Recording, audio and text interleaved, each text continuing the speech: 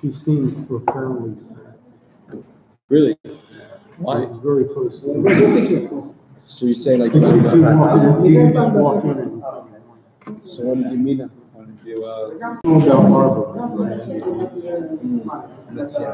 You're saying like after the time is There's a science and Torah dimension.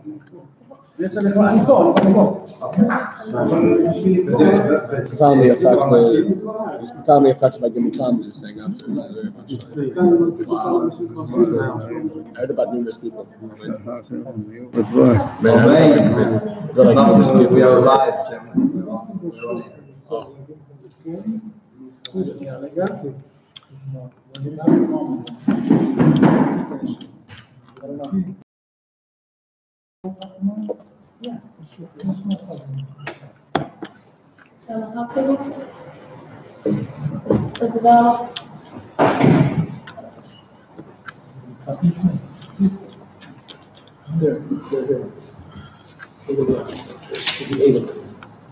Should be able to work more.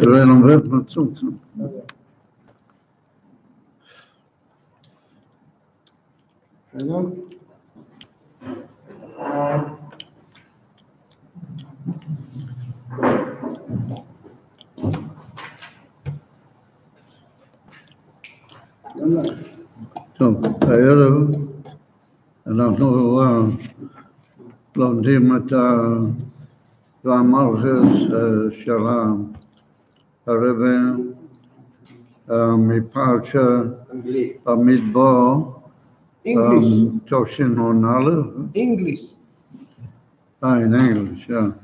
I don't have a... He doesn't have a microphone.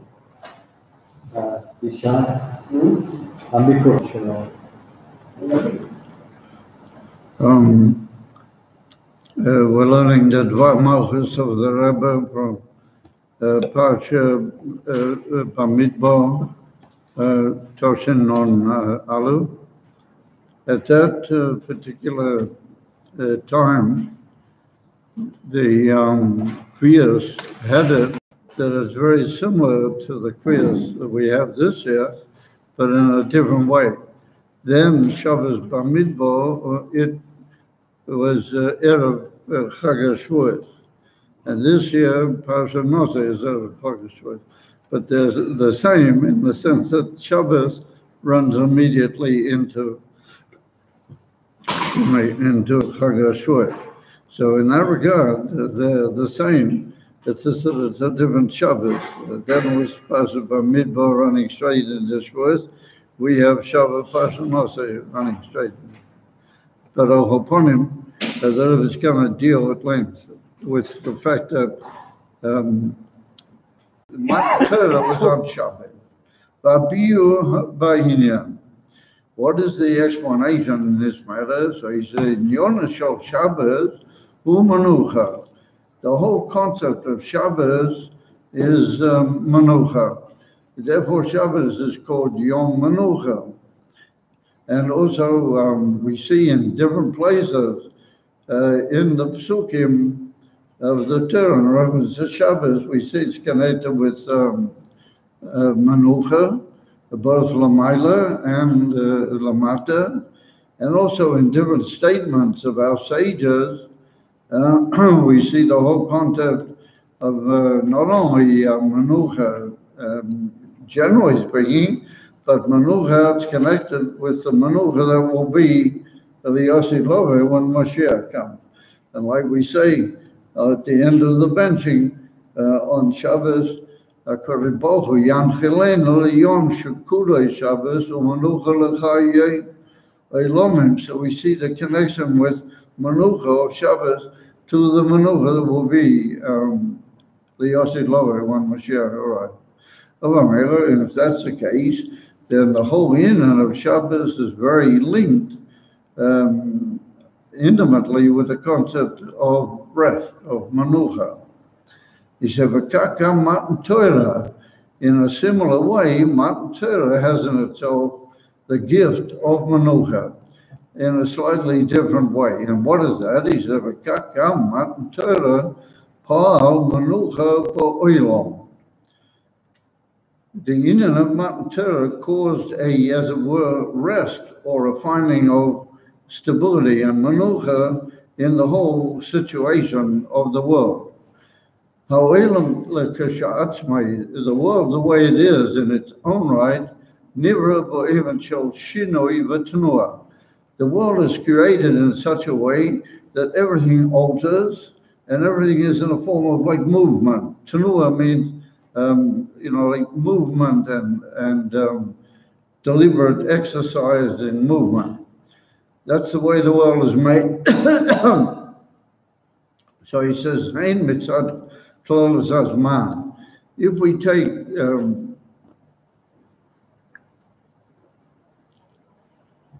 as Porter considers that all the olamas, especially olamas Bria, Yitzir, Vasiya, and all the detailed olamas in them, are all defined and are all, as it were, determined by two main factors. One is what we call Zman, and the other is Mokim. Alamayla Malchus Tatzilas, Ein Zman ve'ein Mokim. Afila in Olam Abriya, it's very hard to find Zman and Mokim in the symbol sense, but they do begin, at least they have a certain potential beginning there. So the Rebbe said, let's take, for example, the whole concept of Zman. So he said the whole Indian of Zman is change.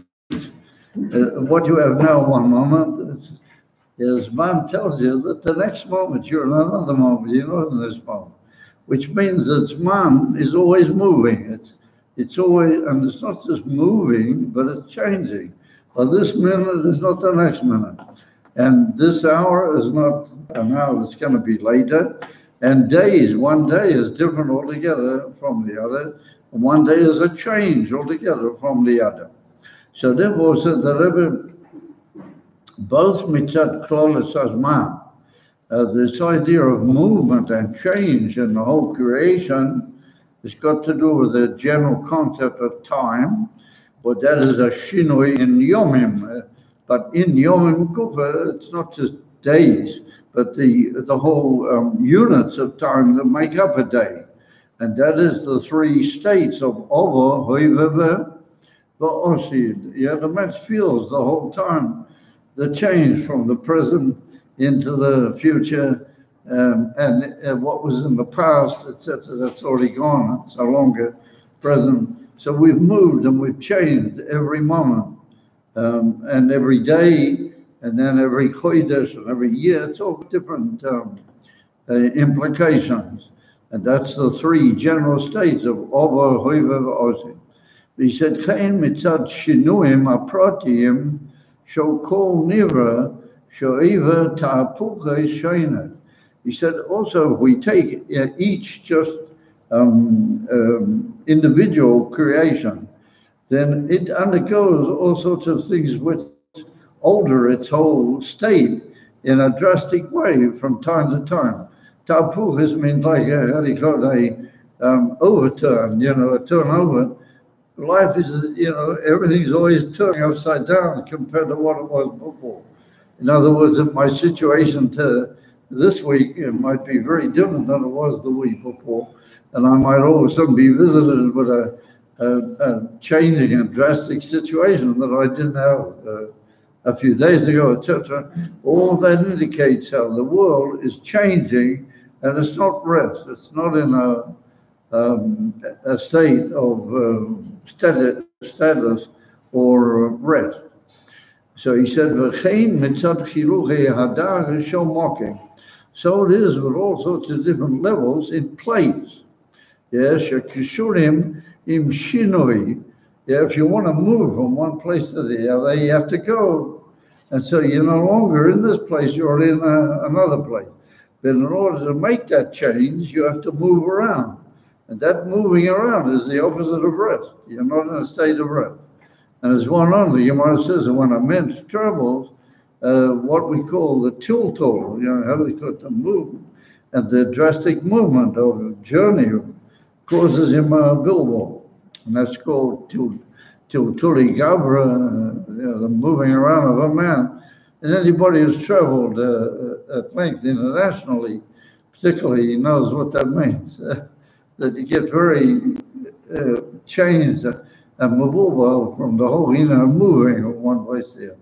But he said that's what place is all about.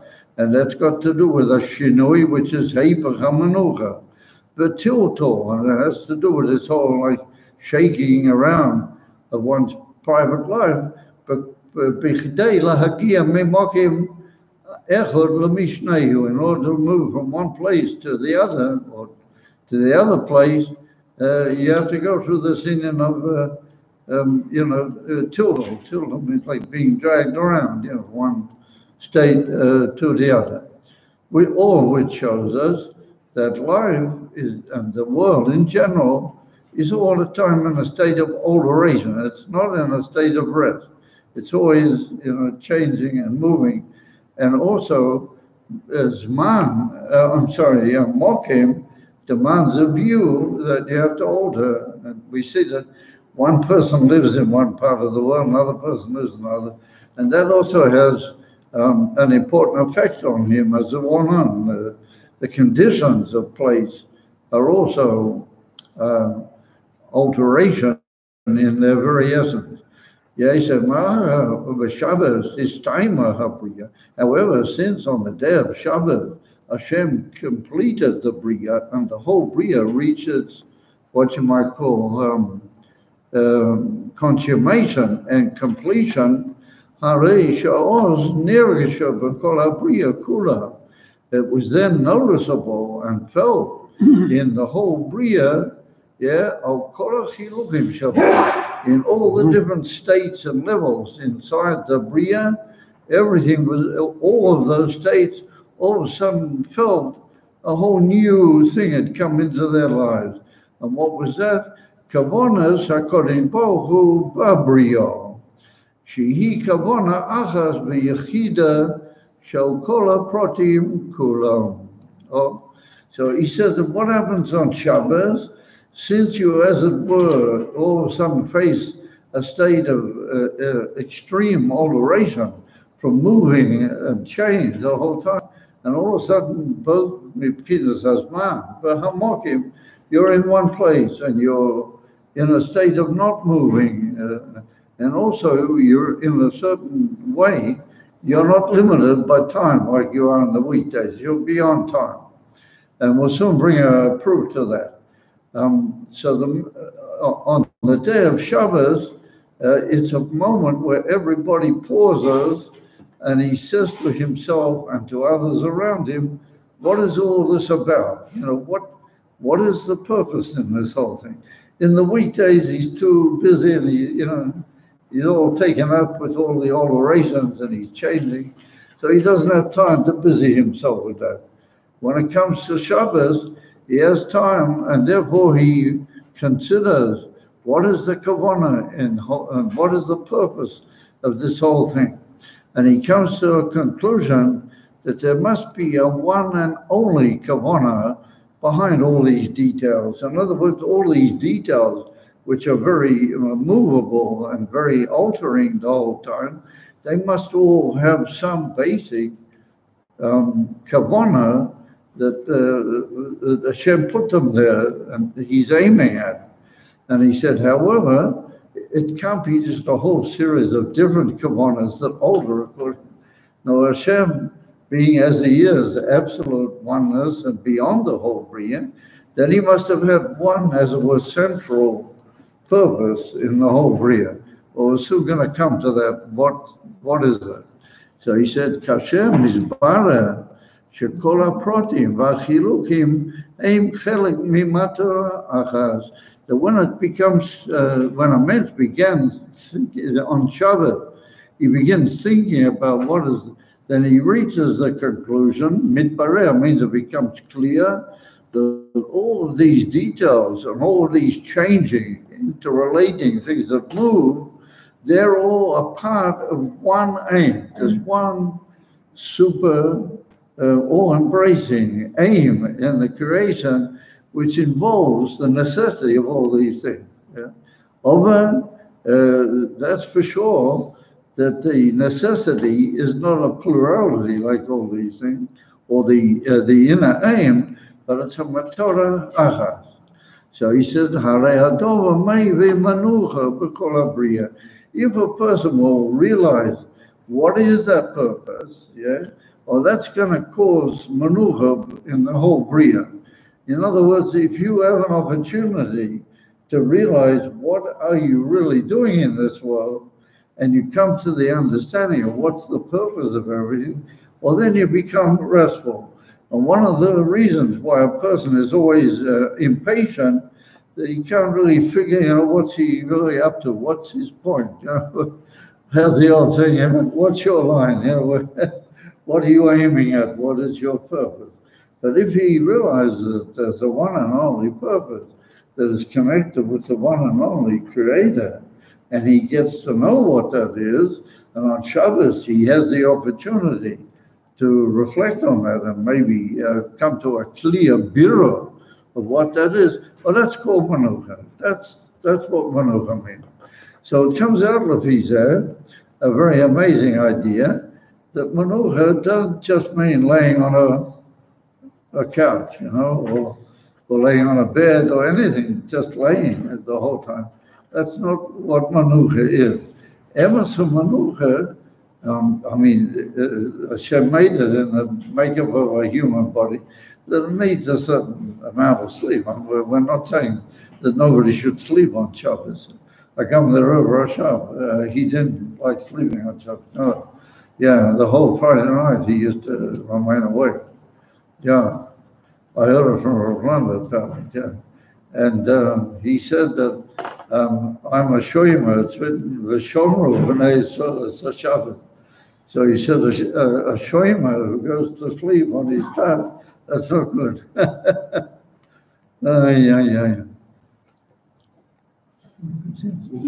Nobody gets particularly surprised by these things, but anyway, that's what he said, Russia. So he didn't like sleeping on Shabbos at all. And there's some reports that the river wasn't far from that. Some people say there was a few times when he did sleep a bit on Friday night, the Rebbe, just a bit. And others want to say that he made all sorts of tricks to remain awake, at least until a certain amount of dawn was visible. And then he would chuck a couple hours of sleep. Yeah. And then when he came to 7:70, he would forbrain the whole afternoon. And then he would get up and he would go out like this, and all the cinema barely holding themselves together. The river would get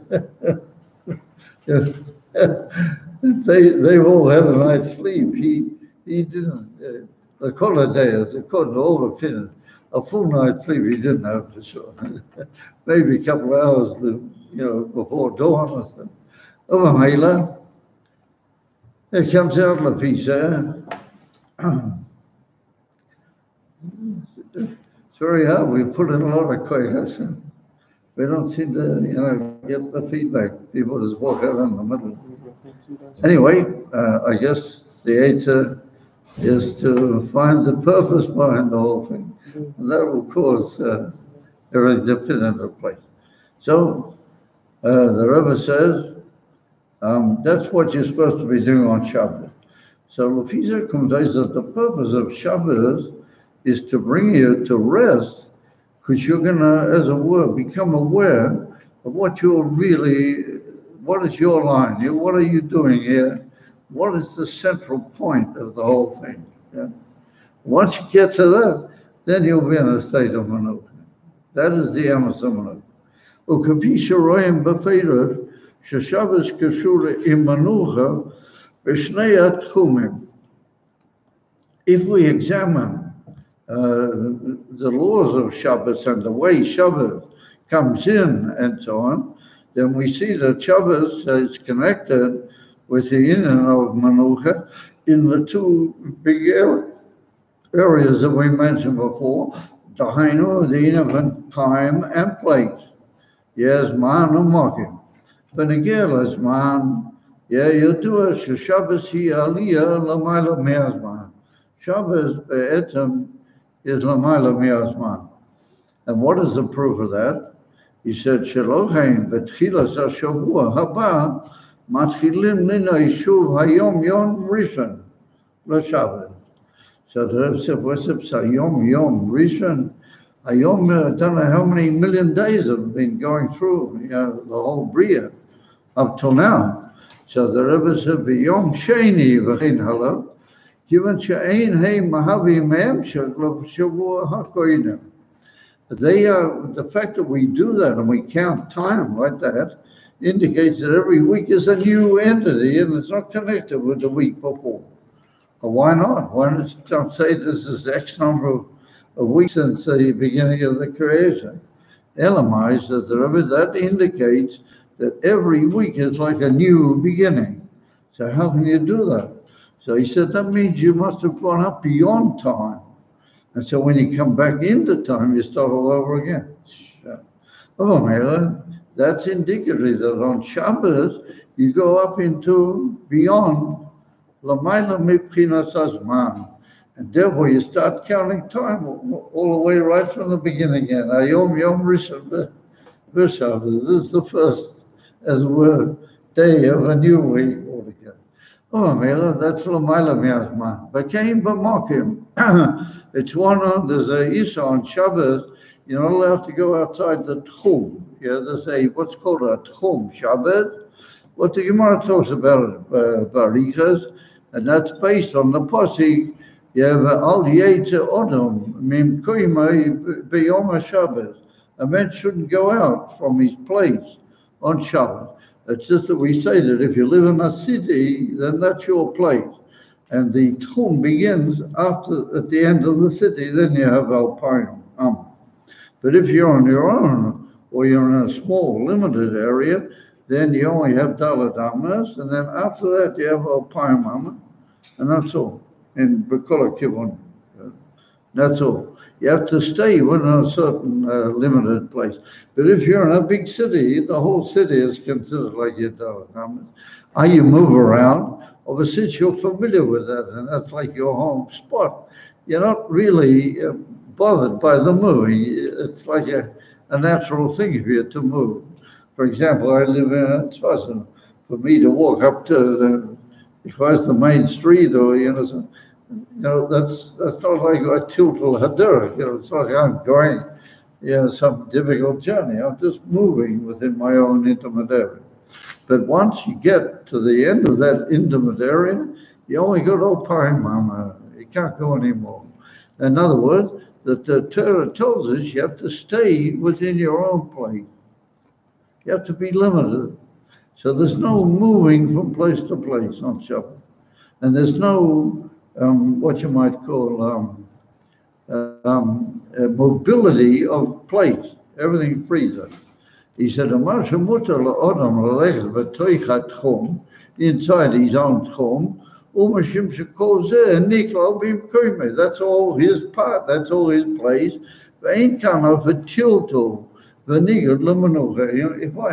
If I go for a little walk in my area where I live, that's part of the menucha for me. I'm familiar with it, that's my area. I'm not going outside, I'm not going tiltal hadera or anything like that. Over Mela, it says the Rebbe says that you are really in your own familiar place on Shabbos, and that's the way you have to be. There's a whole consideration as to whether Tchumim are midrabanan or whether midoraisa, and over many opinions hold that the whole name of Tchumim is a din doraisa. It's almost a din doraisa. Kleiman, says the Rabbi, Amanuch hanasis kasher mitgaleh b'protei habria kavonas habria. Oh, so the Rabbi said, when does Manucha come to the world? And when does the world be described as in a state of Manucha? You don't go around putting everybody into hammocks and stretching them out in the hammocks and it's adequate camp beds and everything all over the world. That's not Manucha. No, Manucha is that you come to the realization of what's the real purpose. He said, "Ve'inyan zeh na'aseh b'Shabbat." ובתכלס השלמה במתן תורה. In a large portion, we find this center, what is the purpose and the aim and the kavanah of the whole Bria on Shabbat. But he said, in the most ultimate form, that was the Matan Torah. Because without Matan Torah, we wouldn't have Shabbos either. Everything came to us and given to us at Matan Torah. So there was at the river, the real Manuka came to the world through the union of Matan Torah. Kasher is Malaya Hataklis Shelashmo Nivraho Ilam. He said the whole Taklis, what the world was created for, that was realized at Matan Torah, because the whole Taklis of the whole world is Matan Torah. And how do we know that? Rashi brings it right at the beginning of his Pirush on the Chumash, that the whole world was created for two things, B'shvil Torah or B'shvil Israel. In other words, you can't have a Torah if you don't have Israel. So the two things, the B'shvil Torah and B'shvil. The Torah is the whole Taklis of the whole Bria. And Vamilu, that's the Menucha, and that brings Menucha into the whole world. V'azai niras b'galui u'mogoshim b'kol prate o'elam oisha hataklis, and every prat in the world is aware of its purpose in life in some way from Matan Torah. He said, "V'zu matzav manucha." That's Emerson manucha, when every detail in the world begins to realize what's it really there for, what's its whole purpose.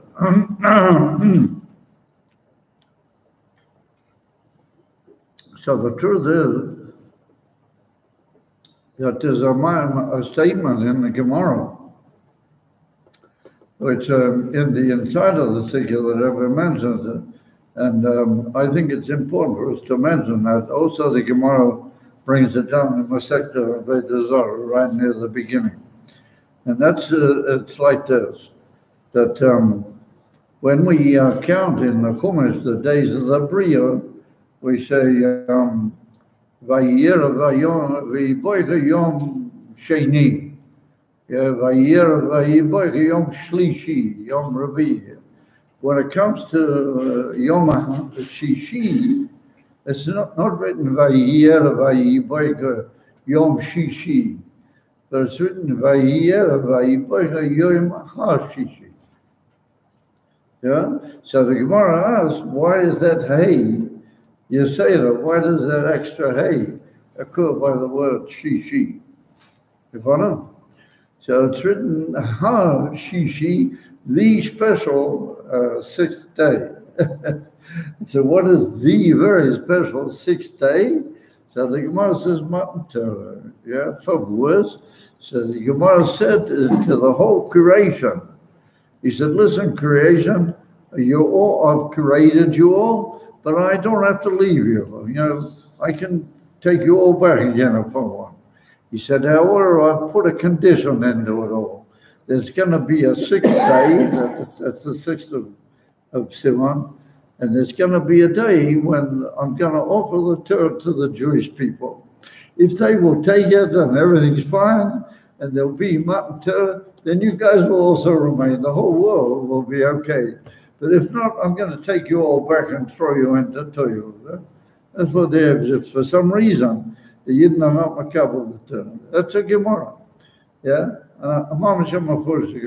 So we see that the whole situation of the world and its remaining the way it is, all depended on Hashishi, which is the day of Matan Torah, which is, according to our opinion, it was on the 6th day of Sivan. You follow? And it's also, it's leading into Shabbat. After the 6th day, you move straight into Shabbat.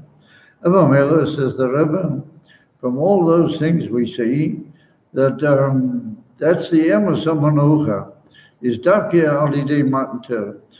He said, Advorim Nikorim B'Parshas Advorim B'Teva B'nei Odom.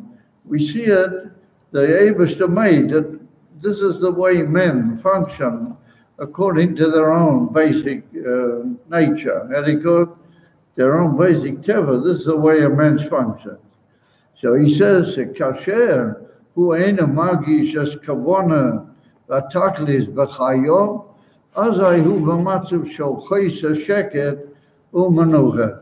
If a man says, "I don't really understand what I'm doing here. I don't really understand this whole business of human life. I don't know what I'm supposed to be here for." If he doesn't see any tachlis, he's one of these believers that everything's just, hocus pocus. There's no real purpose in it. So he doesn't feel any rest. He can't understand what is he doing here. What's the purpose of it all? Maybe there's no such purpose. So therefore he's impatient and he's looking to try and find something. And therefore I remember when I was in university, and in those days, there were a lot of these guys that were inquiring. They thought they were going to find out. Some of them came to interesting answers. Some of them came to answers not so interesting. People were saying, "What is the meaning of life? What is the point of it all? Where's it all going? What's happening?" And so on and so forth. It's gone out. Batteries low. The sound. Batteries. The batteries. He says here, and he called it, it's different when you have the doctor on the spot.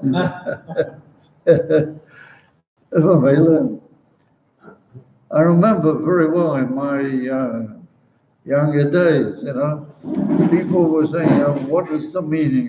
What's it all about? What's the meaning of life?" And you had all these big guys that would come into the university and they would give talks and they would lecture and stray at people and try and sell them some idea of what is the purpose. And so some people would buy that particular line, others would buy another line. It's interesting that most people were not against the idea that there's a creator and everything. They just couldn't understand how does it all get together. They couldn't sort of see, and they found it hard because of the pressures of civilization to link the whole thing together. You follow? And it just needed a bit of help to help people sort it out. And I'm not going to go now into the whole story. But anyway, the Rabbi said a man who doesn't know what is his real purpose, he's not in a state of manucha. V'davke kasher hu chosh es hataklis v'hamatorah, when he understands what is the purpose, what's the aim of his, like they used to say in those days, the meaning of life, what's it all about, Once he knows that and he gets that clear, azai yesh lo manuchas hanefesh u'manuchas haguf. It doesn't mean that he just lays down on a hammock for the rest of his life.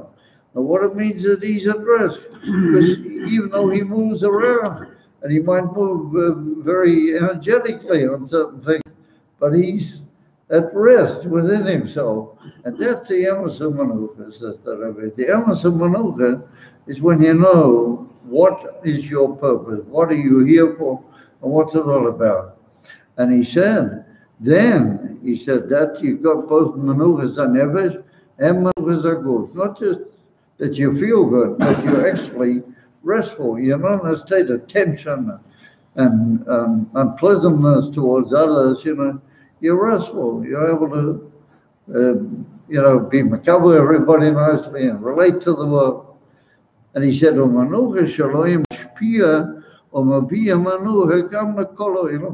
said, if you are a restful person, you have an effect on the whole world around you. And it's well known, the old clock, I remember also, in the days when I was, in those days, when I was in the university, and one unhappy person, makes a lot of unhappy people. Somebody who's, very good, not restful in himself, and he's briggish, he's upset and he's tense, he makes other people tense. Very cool, it rubs off.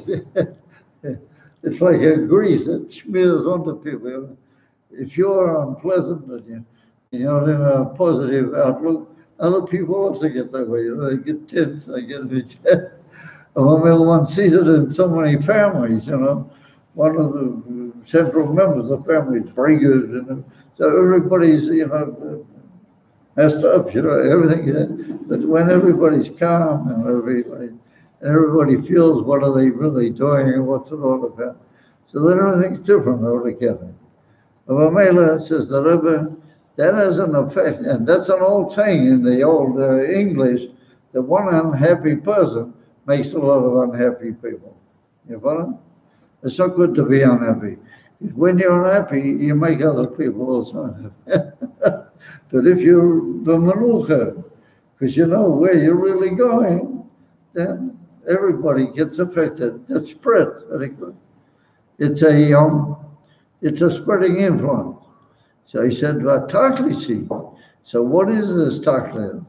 So the Rebbe said, "Shemachina zu kol manucha tushpa." Yeah, hamanucha gam le'ezam haprotim she'ol zman u'mokim akruchim v'shinoim. He said, what is this taklis? That from the point of view of this taklis and this manucha, there will be affected manucha in all the details of the world and all the things that have to do with movement and shinoi.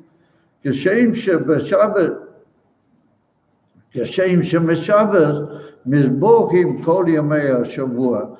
We see that Shabbos, the Zohar Kodesh tells that Shabbos is a catching entity.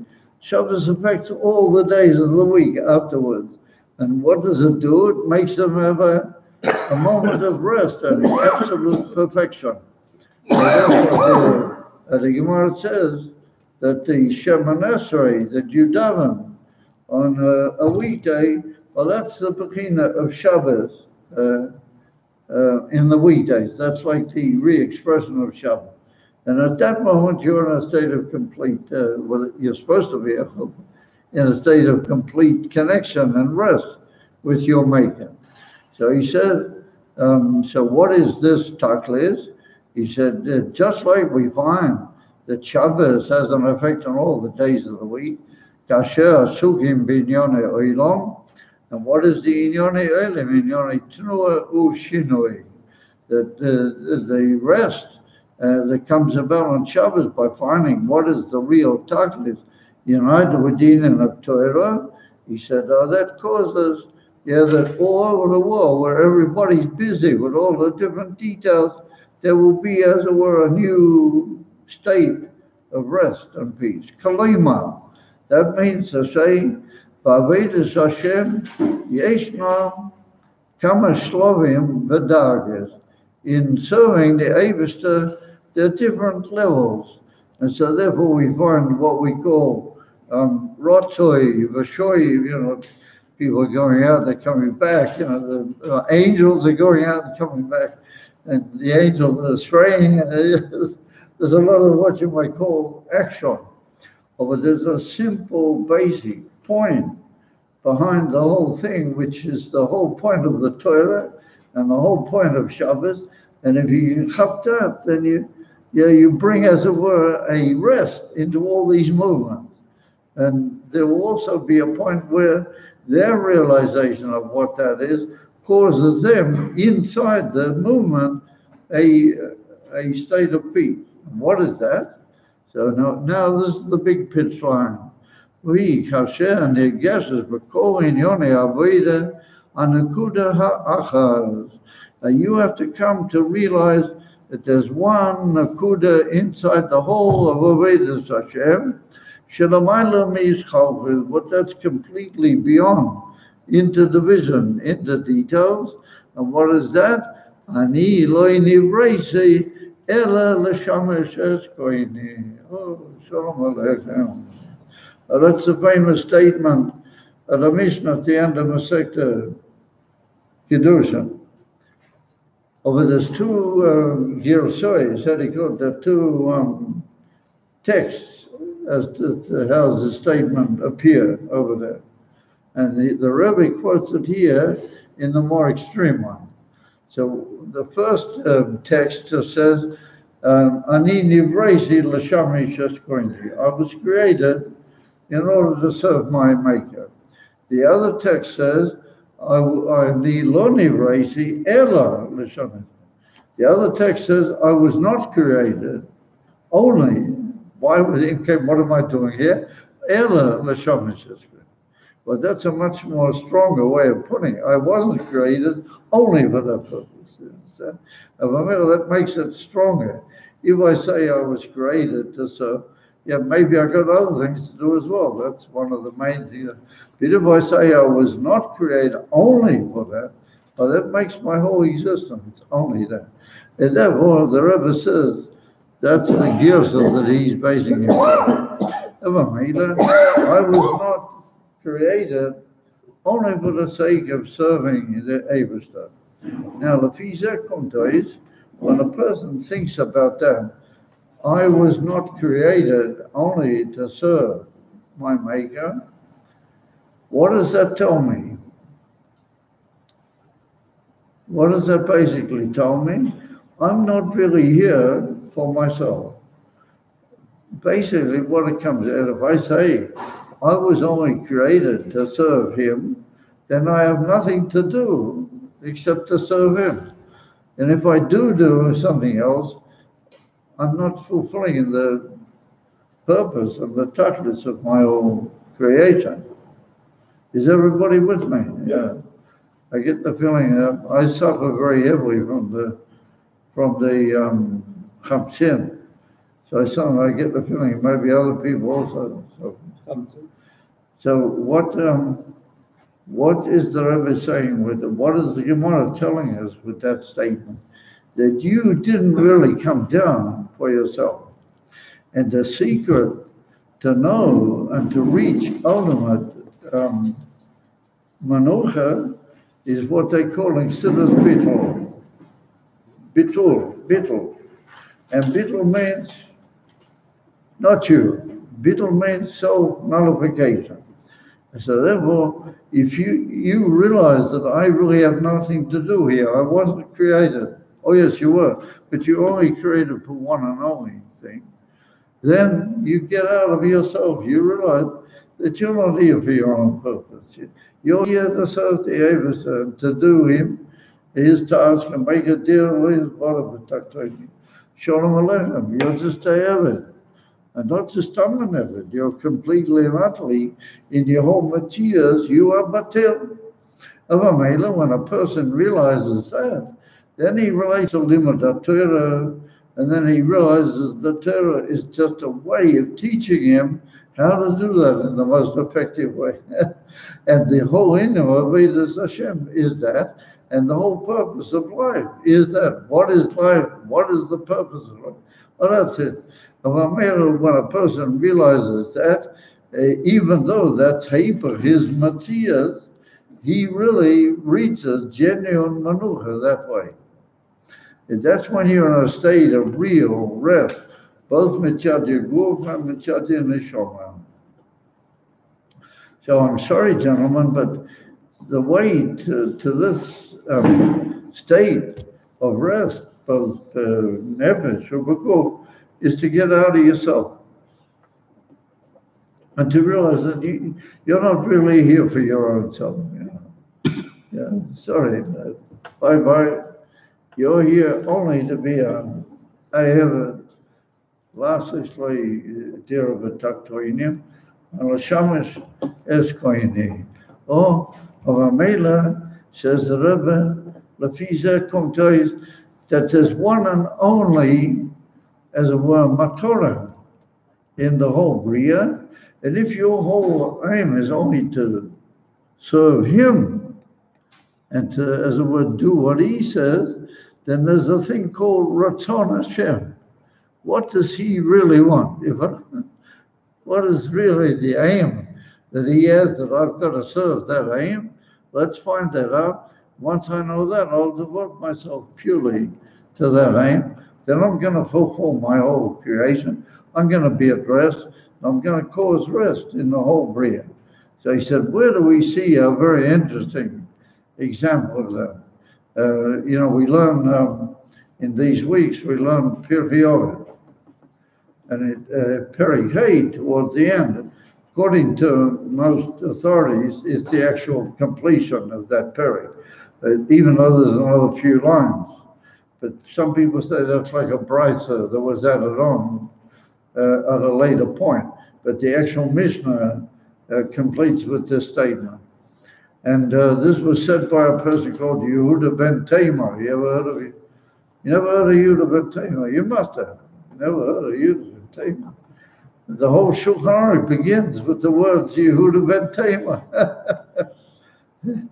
Yeah, the Alter Rebbe Shulchan Aruch begins with the words Yehuda ben Tamar Oyman. And what did he say, Yehuda ben Tamar? Yeah, that's what's written here. What did he say? He said, you have to be Oska Kanemer. You have to be brazen like a leopard. Giver Kari. You have to be a strong power like a lion. Barats Katvi. And you have to run like a deer. Yeah. And what's the fourth thing over there? Another one. Yeah, last says, Ratzoin Aviko Shebashamayim, to do the will of your Father in heaven. Ego. So, yeah, how do I do the will of my Father in heaven? I keep mitzvah. So, he should have said, you have to be Ratz Ketvi and all those things to do the mitzvahs of the Eibishter. But he doesn't say that.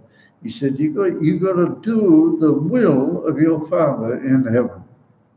So the Rebbe said that's a very careful, specific change of the whole, as it were, what you might call, crutch of this whole Indian.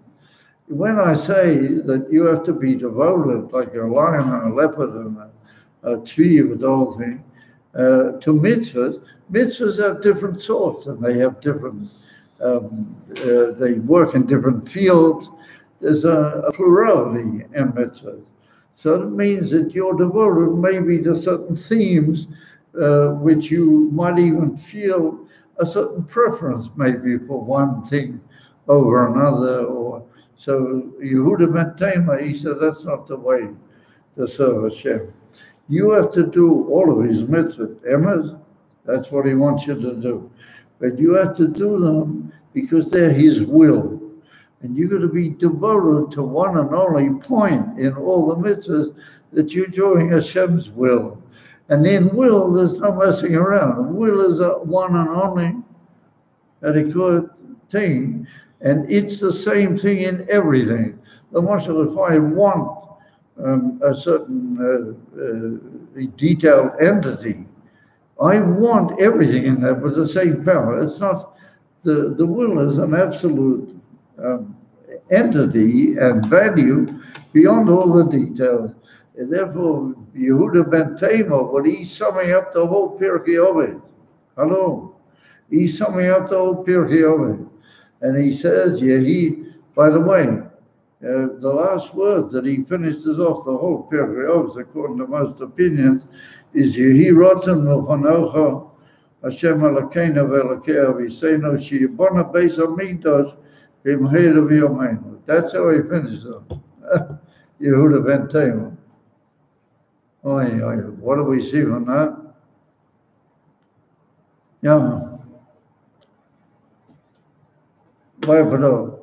Said, your emes or einag will come from the fact that you know you're doing what you're really supposed to be doing. And if you're devoted to the rotzen of Hashem, then he will visit upon you also oini. He will give you fulfillment, the way he sees it should really be. Not the running around after all the details in this world that people think that's going to bring them fulfillment. And that's going to bring them oini. But he will give you oini the way he understands. You follow?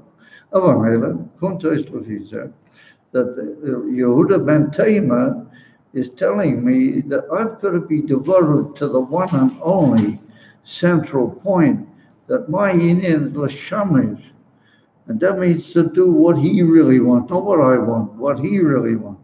And I remember when I would look at the mitzvahs in a detailed way, I might have my preferences. My mitzvahs might move in here a little bit. But if I say, no, I'm doing the mitzvahs how they are, the will of Hashem only. And my whole point in doing mitzvahs is only to do the will of Hashem, well, then you're devoted to a tachlis beyond everything. You follow? And that's what we call, as it were, to do the ultimate interest of Hashem. What is Hashem really interested in? What is his real ultimate aim? Well, that's the Ratzon Sheva. You came down into the world only to do that will. You have to fulfill that will. There are a lot of details. In all those details, there's got to be the awareness of the one central, one and only Kavanah. And that is, I'm only doing the will of Hashem.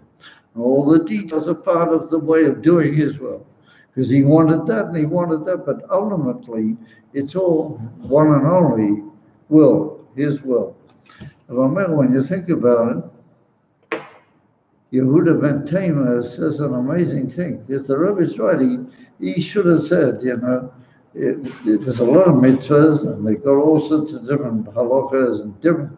You got to be like a leopard, you got to be like a lion, you got to be like how do you call it, a deer, you got to run swiftly and everything to do all these things. There's so much that you have to do. He said, no. Yeah. He's talking here about a Bain and the Elsa. He's talking to you not just to the tzaddik. He's talking to an ordinary person that this is the way you've got to see yourself in this world. A tzaddik is somebody that he's taken over completely everything. Or he's way at the top. You follow? He's doesn't looking down on, well, it's not looking down, but he sees it in a different generality than we do. This is what you might call the basic tafkid and the basic message of everybody, even up in, you follow? Told you something. Yehuda ben Tamer, he tells us now an amazing thing. He said, you've got to be devoted to the will. And if you're really devoted to the will of Hashem, it's brought down in, how do you call him? There's a sefer called the Tzavos HaRivosh. Have you ever heard of it? The Tzavos HaRivosh. That means the will of the Rabbeinu Yisrael ben Shem, Bel Shem. That there's a sefer called the will of the. So the Alter Rebbe brings in Tanya about it. He quotes it, and he says there's no will from the Bel Shem. He didn't write any will, but all these Talmudim got together a whole lot of sayings from the Bel Shem, and they called it his will. He Lamaza didn't write any will. But anyway, it's written in the Sefer Tzavos HaRivosh that there was once a case where a very Elachayid, very involved in Avedis Hashem, he had prepared for himself a whole plan for this particular morning and rest of the day, that he was going to daven with tremendous kavanah, and he was going to spend this and this amount of time davening. And then after that, he was going to learn Mishnah years, and then after that, he was going to do this, and after that, and then he was going to move into, learning Torah Be'iyun, and maybe Gemara and Pesachim, and he was really going to have a very, and then he was maybe going to make a few kronos, maybe earn a few dollars for his panos, and he had the whole day worked out. All of a sudden, there came in a person who needed his advice about something. So he rather, reluctantly had to give the guy advice. He's got all these plans, but that's what I was supposed to do. So he ended up, this guy asked him some more about, and he ended up spending a whole hour and a half or more talking with this person. Right? So he said to himself, Oy vey me, I had all planned all this davening and all these things that I was going to do, and I've been talking with another person. And these things we were talking about compared to what I wanted to do, seemed to have no error, one to the other, you know. So he says, you know, boy, you like way as man, you know. Came along, I think it's the Baal Shem Tov, somebody who knew what was the real story. And he said to him, listen, man, you got it wrong altogether. He said, the whole reason we're in this world is to do the will of Hashem.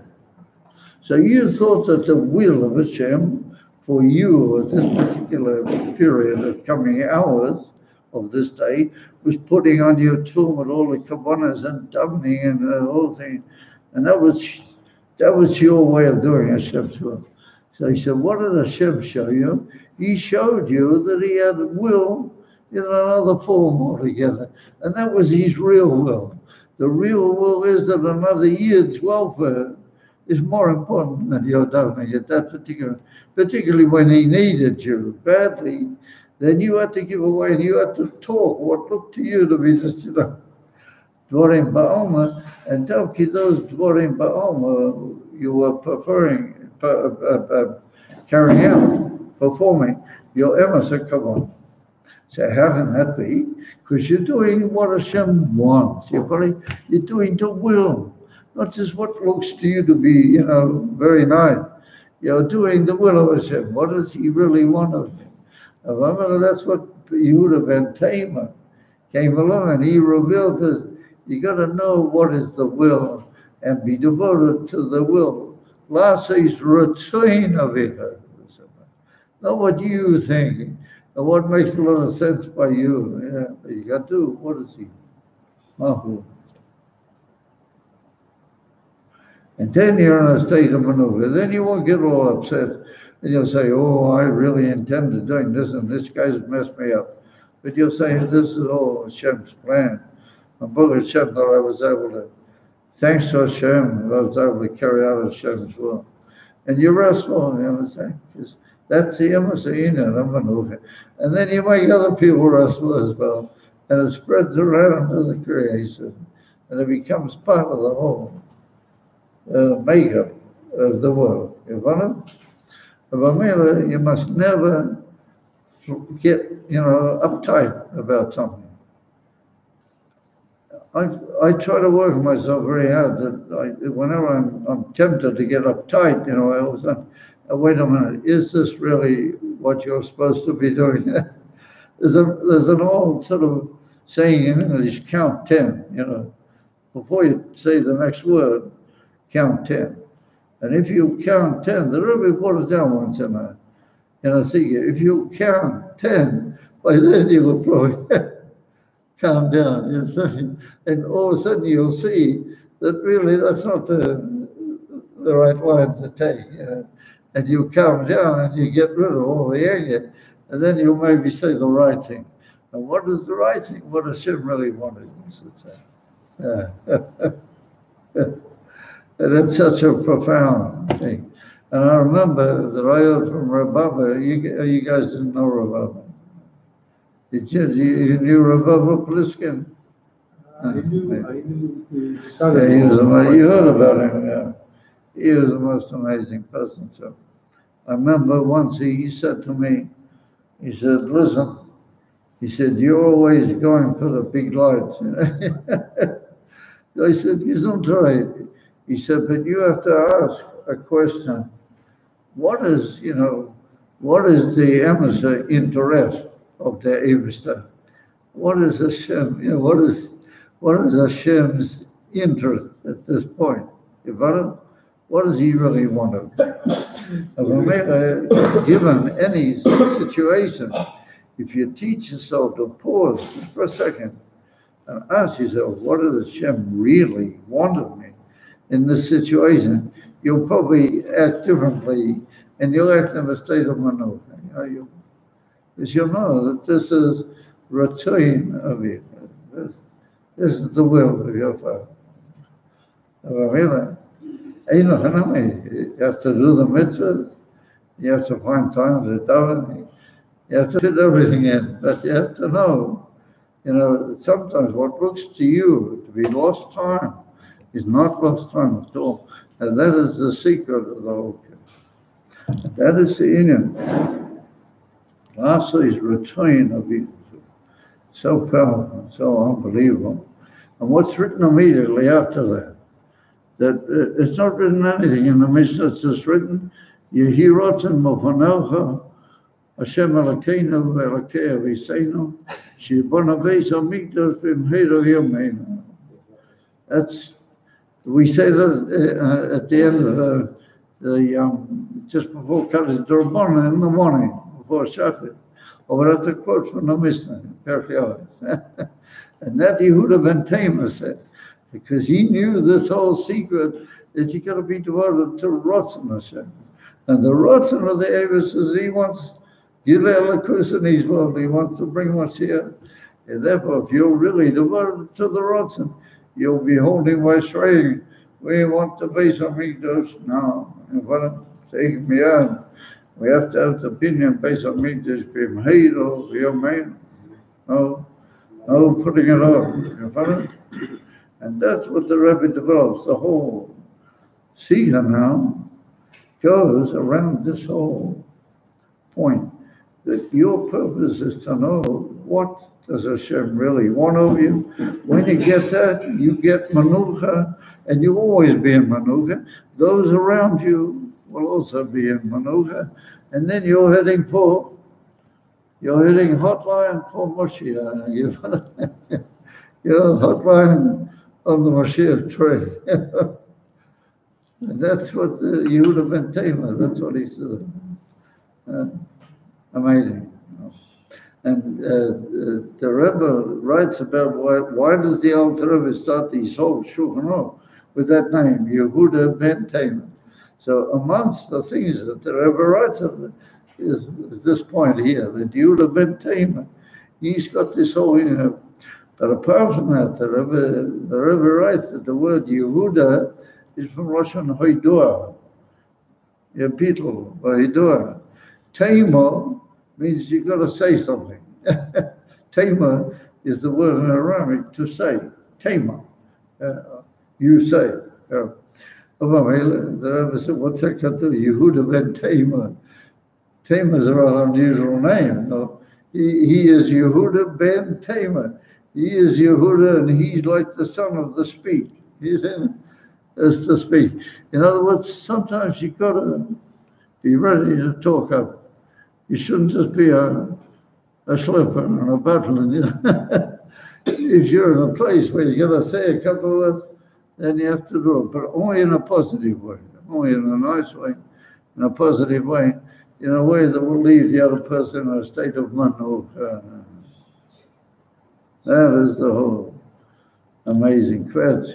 And that's Yehuda ben Tamar. You've got to be a chosid and a bottlenecker, and you've got to be the son of a speech. You've got to know how to say a word at the right manner. That's the amazing secret from the Rebbe. I can't remember exactly what, but there is that secret from the Rebbe. That's the whole thing. That's the whole point of the whole secret. That's what the Rebbe goes on now.